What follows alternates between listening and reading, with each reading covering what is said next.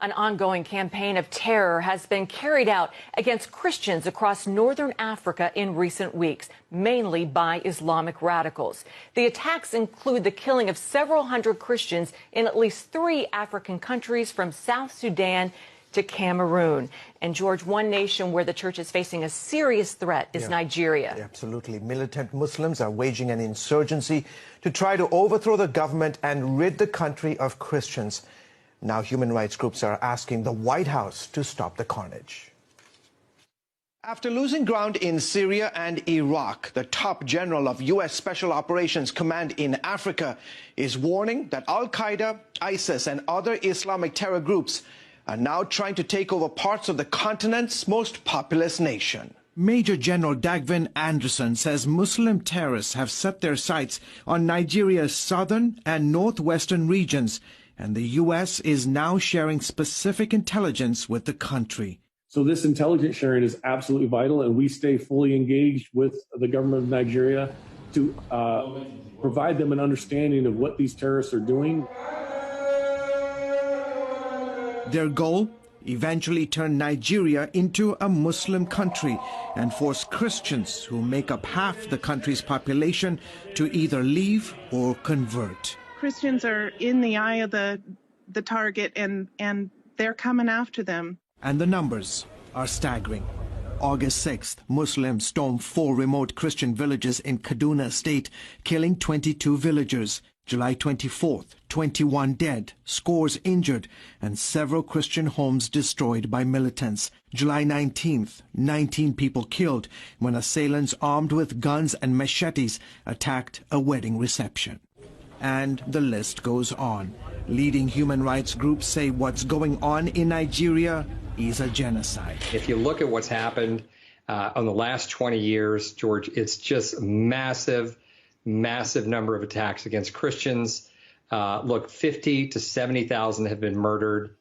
For years, the main terror group was Boko Haram, which seeks to overthrow the government here and create an Islamic state. They go after Christians and moderate Muslims. They push a hard-line Muslim agenda. It is their intention to establish a caliphate and to just rid all of Nigeria and West Africa of any Western influence whatsoever. Now, there's a new actor on the scene. In Nigeria's so-called Middle Belt region, where the Muslim North meets the Christian South, a terror group made up of Muslim Fulani herders are killing thousands of Christians.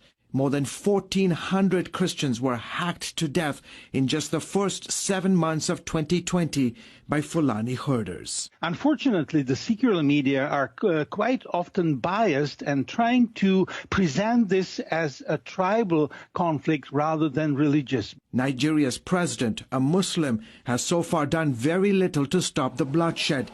His police and army are also mostly made up of Muslims. The attackers are never captured. They are not prosecuted. The security services respond very slowly. A full day can go on with attacks happening and no security shows up. And frequently, the government officials will provide cover. Helpless and vulnerable to almost daily attacks, leading Catholic bishops are now urging Nigerian Christians to defend themselves. Human rights groups are asking the White House to appoint a special envoy to help end the persecution of Christians in Nigeria. Unless the world takes note and puts pressure, economic pressure, sanctions, visa bans on the officials who are responsible for this travesty and for not reining in the terror, then Nigeria will continue to be a bloodbath. Meanwhile, King's Group is helping more than 3,000 Christians who lost their businesses, homes, farms, or land to Boko Haram and Fulani militant attacks. International Christian Concern has created communal farms to give victims the opportunity to rebuild their lives. When they get back to work, the family is fed, they have a future, the kids can go back to school. It's a restoration of hope. It really is. And it's much more than just economics. It's the whole community. It's all the parts of life, the emotional, the physical, the mental. It means a lot to them. ICC and so many other groups trying to bring hope in the midst of all this devastation facing the Christians of Nigeria. And they are doing it. They are, absolutely. Great story, George. Thank you. Coming up, new evidence